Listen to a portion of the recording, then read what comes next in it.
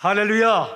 오늘 목요일입니다. 오늘도 좋은 하루가 되길 바라고 주님께서 허락하신 이 한날 믿음으로 승리하는 하루가 되길 바랍니다. 오늘 본문은 요한복음 19장 28절부터 37절까지입니다.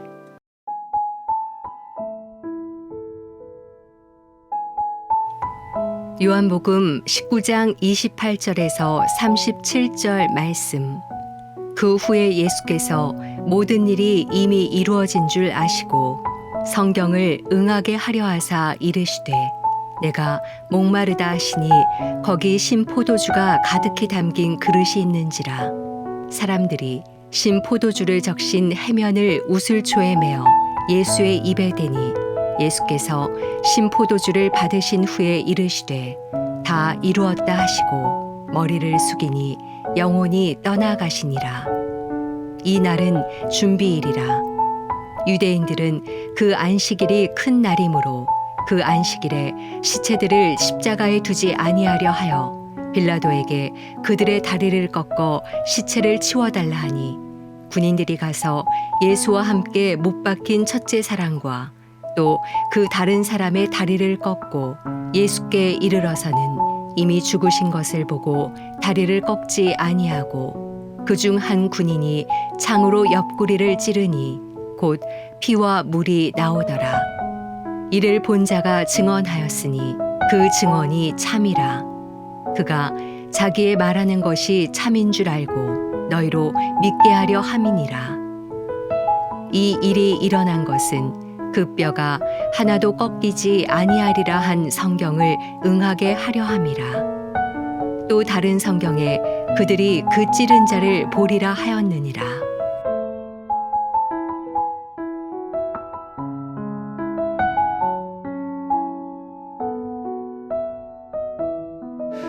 우리 오늘 함께 찬양하고 싶은 곡이 있습니다. 비전. 우리 보좌 앞에 모였네. 함께 주를 찬양하며 후렴 부분은 구원하시 보좌에 앉으신 우리 하나님과 어린 양에게 있도다.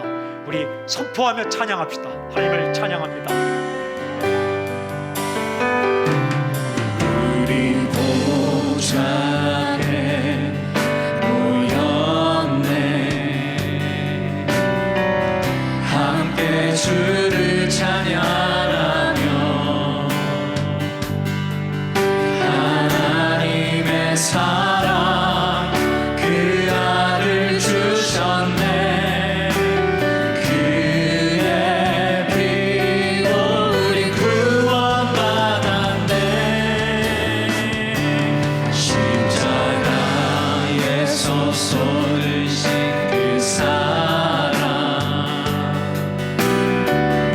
강같이 온 땅에 흘러 각 나라와 족속 백성만 원에서 구원받고 주 경배 드리네.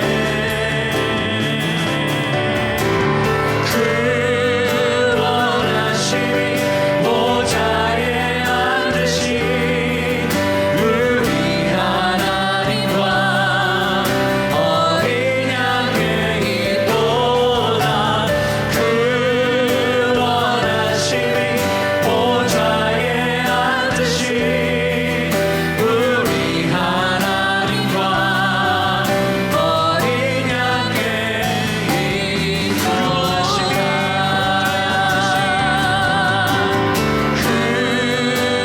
구원하심이 보좌에 앉으신 우리 하나님과 어린 양께 있도다. 구원하심이 보좌에 앉으신 우리 하나님과 어린 양께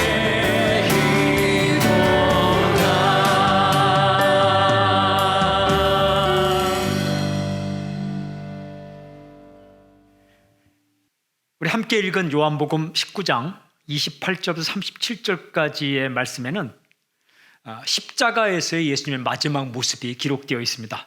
계속해서 나오는 표현이 있어요. 그것은 바로 성경을 응하게 하려 하사라는 표현입니다. 성경의 예언이 이루어졌다라는 말씀입니다. 하나님의 계획이 이루어졌다라는 것이죠. 19장 28절에 이렇게 기록되어 있어요. 성경을 응하게 하려 하사. 내가 목마르다라는 말씀하신 이후에 기록된 것입니다. 요한복음 19장 36절에는 성경을 응하게 하려 함이라. 예수님의 뼈가 꺾이지 아니한 것에 대한 언급이죠. 요한복음 19장 37절에 또 다른 성경에 그들이 그 찌른 자를 보리라 하였느니라. 그러니까 예수님의 죽음을 예언한 성경을 말씀하는 겁니다.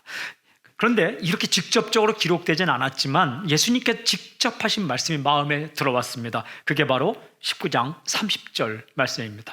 예수께서 신 포도주를 받으신 후에 이르시되 다 이루었다 하시고 머리를 숙이니 영혼이 떠나가시니라. 숨을 거두시기 직전에 하신 이 말씀, 다 이루었다. 영어성에는 it is finished, 이게 다 끝났다, 이렇게 주께서 말씀하셨죠. 무슨 말씀입니까? 예수님께서는 이루고 싶은 일이 있었다는 거예요. 계획이 있었다는 겁니다. 그냥 되는 대로 사신 것이 아니라 목적이 분명하셨고 계획이 있었고 반드시 이루어낼 그런 사명을 알고 계셨다는 말씀입니다. 무엇이 이루어졌다는 거예요? 하나님의 계획이 이루어졌다는 것입니다. 하나님의 계획이 무엇입니까? 사람을 살리는 것. 예수님의 사명이 이루어졌다는 거예요. 예수님의 사명이 무엇입니까? 사람을 살리는 것. 예수님의 관심이 여기에 있었습니다. 사람을 살리려고 그 자리까지 갔습니다. 십자가의 자리까지 간 거죠. 포기하지 않으셨습니다. 제가 이 말씀을 묵상하면서 이런 생각을 하게 되었습니다. 나를 세우신 목적을 따라서 살아야겠다.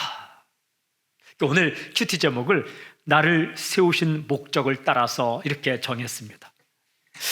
그래요, 우리 한 사람 한 사람을 부르신 목적이 있습니다. 당신을 부르시고 그 자리에 세우신 데는 목적이 있습니다. 그 목적을 다 이루어 드리는 삶을 살고 싶은 소망이 생겼습니다. 존재는 목적이 있습니다. 존재는 사명이 있습니다. 예수님은 이 땅에 오신 목적과 사명을 향하여 사셨습니다. 그리고 하신 말씀이 다 이루었다, 이 선포입니다. 질문이 생겼어요. 예수님께서 계획과 목적과 사명을 다 이루기 위해서 어떻게 하셨는가 깊이 기도하게 되었습니다. 세 가지 하시더라고요. 첫 번째는 목적을 분명히 하셨다라는 거예요. 요한복음 5장 21절에 보니까 아버지께서 죽은 자들을 일으켜 살리심 같이 아들도 자기가 원하는 자들을 살리느니라. 제일 목적, 사람을 살리는 것, 이것을 분명히 하셨다. 저는 기도했습니다. 하나님, 저도 누구를 만나든 어떤 상황이 있든 어떤 일을 만나든지 내가 존재하는 목적을 분명히 하며 살게 해 주십시오. 과연 제가 존재하는 목적이 무엇일까? 여러 가지 있겠지만 하나님을 찬양하는 것, 하나님을 높여드리는 것, 그리고 예수님을 전하는 것, 이 목적 분명히 해야 되겠다. 인생을 살면서 하는 일이 참 많이 있지만 하나님께서 나를 왜 부르셨는가? 왜 세우셨는가? 이것을 분명히 해야 되겠다라는 생각이 들었고, 또 한 가지는 하나님께서 왜 나를 목사로 부르셨는가? 아주 분명해졌습니다. 말씀을 전하라고, 사람을 세우라고, 사람을 구하라고. 이 목적, 이 사명, 이것을 분명히 해야겠다.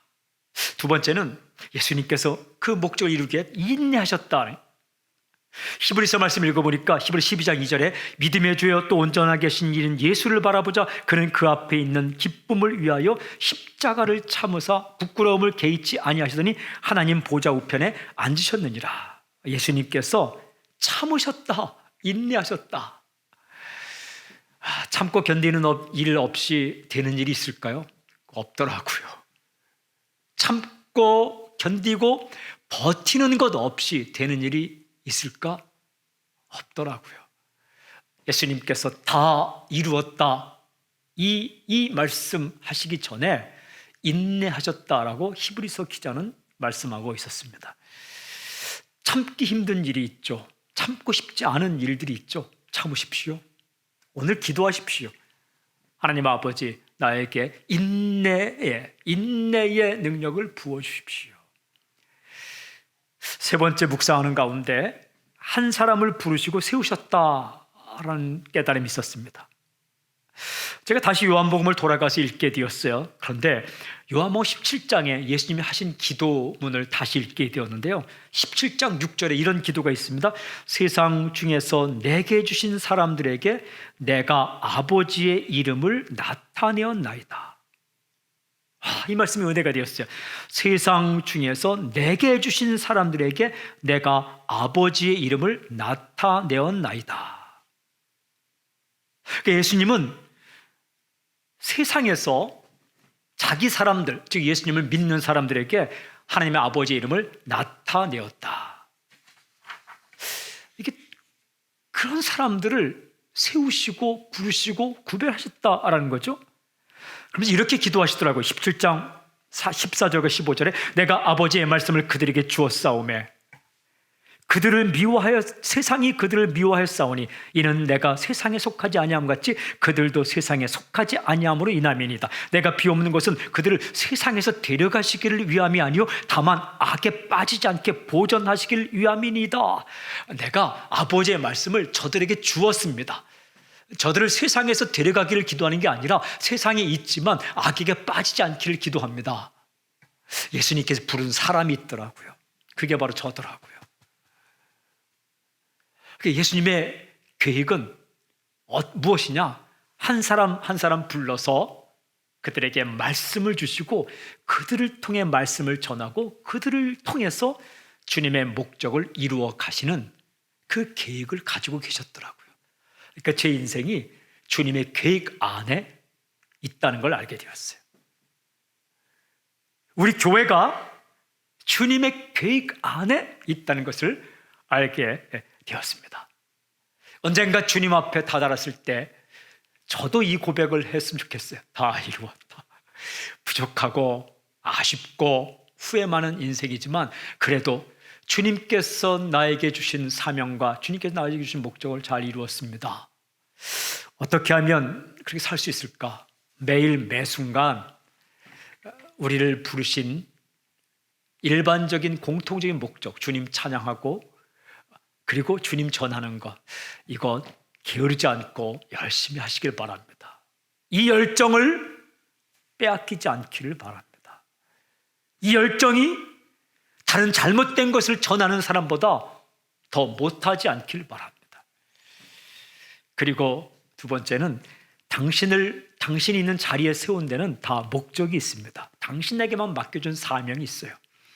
크든 작든 드러나든 드러나지 않든 당신에게 맡겨준 사명이 있는 거죠. 그 목적과 사명을 분명히 하십시오. 그리고 어려운 일이 있더라도 인내하십시오. 그리고 당신을 통해서 그 일을 하기를 원하시는 주님의 사랑을 믿고 당신이 그렇게 쓰임받는 인생이 되기를 바랍니다. 살아있는 한 목적이 살아있습니다. 내가 이 땅에 존재하는 한 내 사명은 살아있는 거예요. 이 땅에 살아있는 동안 주님 찬양하고 주님 전하고 또 한 가지는 우리에게만, 나에게만, 당신에게만 맡겨준 그 사명을 즐겁게 최선을 다해 짜증내지 않고 기회에 있는 한 숨이 멎을 때까지 잘 감당하며 살기를 바랍니다. 그런 하루, 그런 인생이 되길 바랍니다. 하나님 아버지 불러주셔서 감사합니다. 구별하여 주셔서 감사합니다. 그리고 하나님을 찬양하고 주 예수님을 전하는 귀한 이 사명과 목적을 주셔서 감사합니다. 또한 많은 사람 가운데 한 사람 한 사람을 각자의 인생의 목적을 따라 세우셔서 감사합니다. 하나님, 본질적인 목적을 분명히 하게 하시고 인내하게 하시고 또한 나를 부르신 주님께 감사하며 오늘 하루도 살 수 있도록 붙잡아 주시옵소서. 예수님의 이름으로 기도하오며 지금 이 시간 우리 주 예수 그리스도의 은혜와 하나님의 사랑과 성령님의 교통하심이 각자의 위치에서 각자의 처소에서 최선을 다해 살기를 원하는 사랑하는 성도들에게 지금 영원토록 함께하기를 간절히 축원하옵나이다. 아멘. 아멘. 아멘.